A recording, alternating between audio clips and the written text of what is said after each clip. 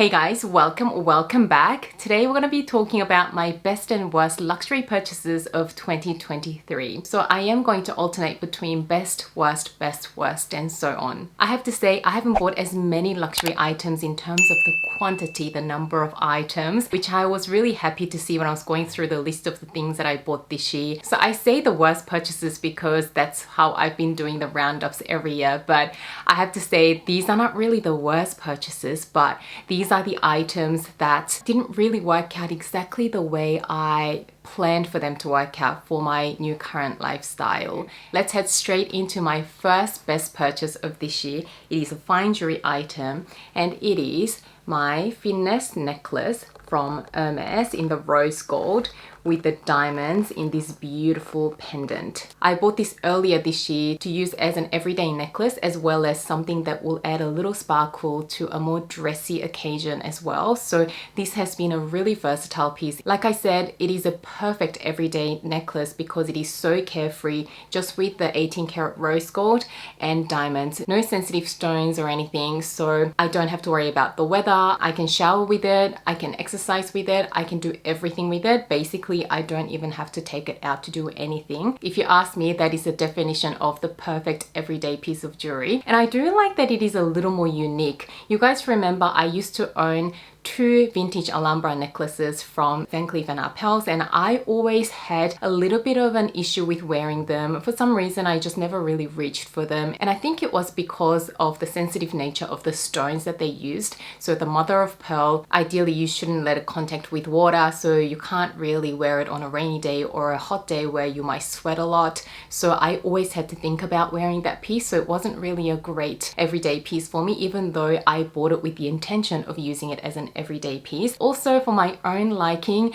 it was just too commonly seen and it lost that little bit of a unique touch in terms of what I want in a luxury item. So when I tried on this finesse necklace, I just really liked the fact that it was not only carefree but also a little more unique. You do see this from time to time on people, but it is nowhere near as popular as the Van Cleef & Arpels Alhambra necklaces. So I absolutely love the design of it. And I like that the diamonds are a decent size, so each diamond is quite visible. So it is a pretty substantial piece of everyday necklace. So this has to definitely make it to my best list this year. The other fine jewelry piece that I've been wearing constantly this year have been some of the pieces that I'm wearing at the moment. If you guys watch my videos regularly, you might already notice that this diamond necklace I've been wearing so much this year. I've probably worn it in most of my videos because it has been my everyday necklace. So it is a diamond necklace called Lena necklace from a brand called Ideal. So this video would just not be complete without mentioning my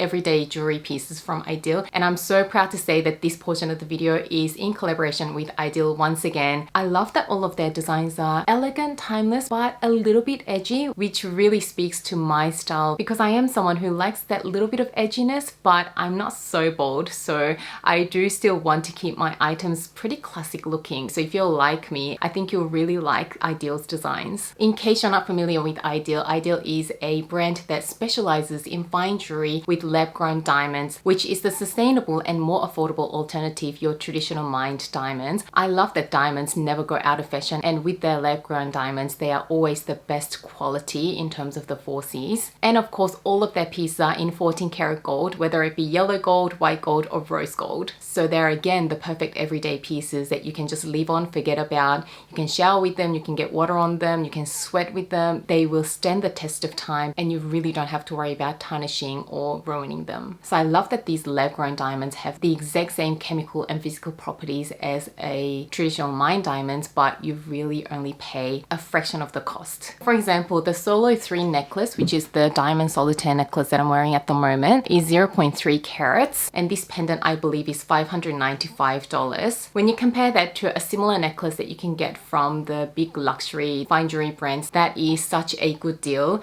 If you guys remember my CD Cartier necklace, this one is 1/4 carat on white gold setting, just solitaire, very similar sort of a look that you can get from this one as well. And don't get me wrong, I absolutely love this one as well, but I believe this one we paid $4,000 for. And I think now the prices would have gone up a lot more because this was bought maybe 4 years ago now. I've always wanted to add a similar necklace like this on either a rose gold or a yellow gold chain, but just didn't want to fork out another $4,000 or $5,000. So this was a really great alternative. The other thing that is really special about Ideal is their genius modularity concept, where all of their pieces are designed to mix and match with each other. For example, with their earrings, you can buy the one pair of diamond studs and then you can buy different earring add-ons to create so many different looks. So you can either wear the studs alone for the simple everyday look, or you can wear them with the add-ons for something a little extra. So the fact that their pieces are modular gives you even more value for your money. This earring called the Kaya earring is my newest addition, and I just love the elegant yet edgy design of this one. So this particular one features pear-shaped diamonds down the bottom, the 3 of them in 3 different sizes. Pretty substantial size. I believe the total carat weight for this piece is half a carat, and I've obviously matched it with the base diamond stud that I use for all of their earring add-ons. I do have a discount code for you guys which gives you 10% off your order. It's just Isabelle Style 10. I think this will make for really amazing holiday gifts for your loved ones in your lives. Not to mention the packaging is always beautiful and so thoughtfully done, and the delivery is so fast, which is a big deal for me, especially living here in Australia, so far from everywhere. And with my newest addition, I also received this beautiful gift in this plush pouch, some goodies for cleaning your jewelry. So that made the experience even more luxurious. So I'm gonna leave a link to Ideal and links to all of the pieces that I showed you in the description section below. So do make sure you check out Ideal. If you happen to find anything you like, don't forget to use my code, which I'll leave on screen, to get 10% off. Thank you so much, Ideal, for working with me again on this video. Now that I've talked to you guys about all of my favorite fine jewelry pieces that I've been absolutely loving this year, the best purchases, let me show you something that hasn't exactly worked out how I wanted it to work out. And it is again something from Hermes. Let me show you. It is a relatively new piece in my collection, and it is the watch. I still can't pronounce the name of this watch, so I'll leave it on screen. In the small size, in the yellow gold with the gold Epsom leather. Now, I got this with the intention of wearing it with my new gold Birkin, and it is a pretty classic piece from Hermes. So I thought you really can't go wrong with it, but I should have known I'm not a huge watch wearer. So I think I've worn it once since I bought it, and I realized I don't necessarily like matching my watch with my bag really. So yeah, I just haven't been reaching for this. The other thing that I noticed after wearing this once is that because of these sharp corners, whenever I wear any jewelry on my fingers or my wrists with sharp corners, I do tend to worry because I always have my baby with me now. So I really prefer the more rounded pieces when it comes to my jewelry on my hands and my wrist. You guys know that my other everyday watch that I absolutely have been loving is my Cartier Panthea watch in the steel, in the mini size. As you can see, this one is so smooth and rounded and is so small, and it is pretty flat. So when I wear this, I don't have to worry about scratching my baby or anything like that. So I can just go about my day normally. But what I noticed with this one is that one, it is a little chunkier, a little thicker, but also because of the sharp corners, I'm always worried that I'm gonna scratch my baby. So maybe I will try again when my baby's a little bit older. I will get to use it a little more. I won't mind wearing it, but for the time being, it is something that I don't see working for my lifestyle. So a little bit of an expensive mistake, I'd say. Next best purchase is my new Dior book tote in the mini size. The new design with the strap. This is a relatively recent purchase. I think I've only had it for about a month or so, and I did a whole unboxing on my channel. But basically, I've used this most days since I got it. It is the best crossbody bag. Me being a new mom, it carries all my personal belongings, and because it has an open tote design, it's just so easy to grab your things in and out. And this oblique jacquard, even though it looks like a bit of a busier pattern, it surprisingly goes with a lot of outfits.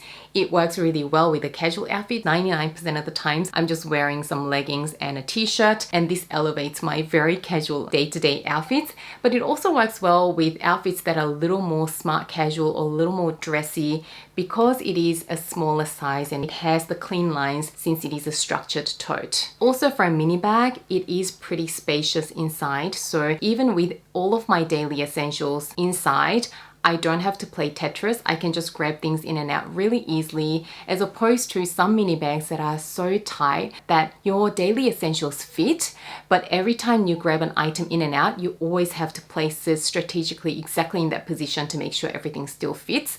That has been driving me crazy, and that brings me to my next worst purchase.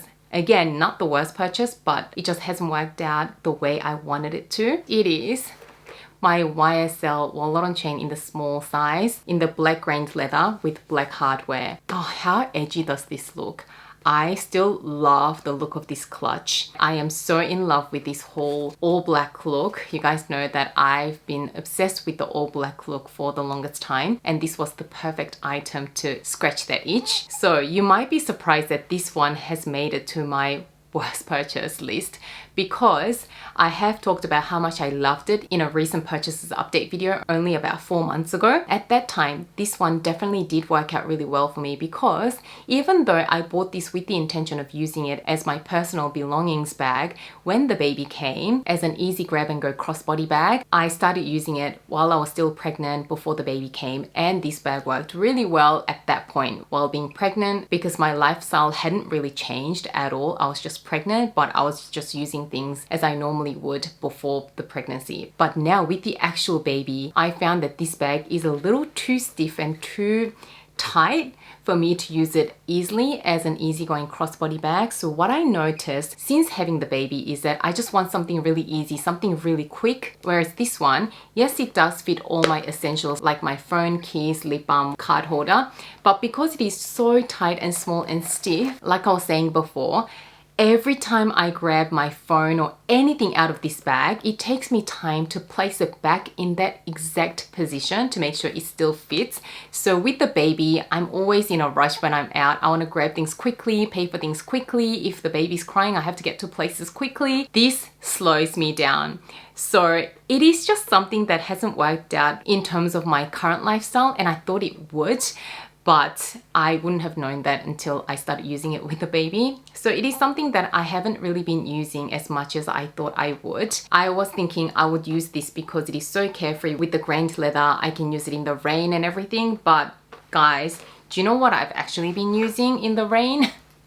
This Lululemon everyday belt bag, is it what it's called? This is a very popular bag from Lululemon. I think I paid like $40 or $50 for it. This has been my go-to rainy day bag whenever I head out with my baby. One, it is so carefree. Two, it's just black, it goes with everything. Three, it is so spacious. You can see that this is a bag that I'm currently using. I don't have to play Tetris. It is so lightweight. It basically is just the best mum bag ever. So unfortunately, my YSL wallet on chain hasn't worked out. So I'm really sad about that. But I know that when this whole young baby phase is over and I have a little more time on my hands, this bag is so timeless that I think I will definitely go back to it. So it is definitely not a worst purchase. I still really love it, but it is one that is not practical for what I need at the moment. Next best purchase is an Hermes Birkin, something that has been on my wish list for a long time, but it is not what you think it is. So my next best purchase is my Hermes Birkin size 25 in the Barania leather with gold hardware. This leather is just so luxurious, so delicious, and I just love this color.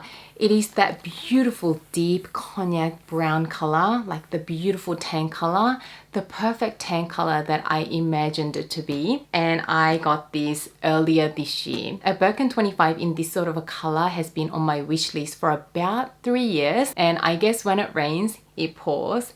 If you guys follow my channel, you know that I also have a gold Birkin in the special order from Paris. If you missed that whole story why I ended up with two very similar looking Birkins, I'll leave those two videos in the description section below where I explain how I ended up with these two. When you look at these two bags, they look very, very similar. They're exactly the same size, both in the gold hardware and in a very similar color. But this gold one is in the Togo leather. The color is ever so slightly different. Two things really stood out to me with this Barania bag. This Barania Faubourg leather is just so much richer, so much more delicious than the Togo leather.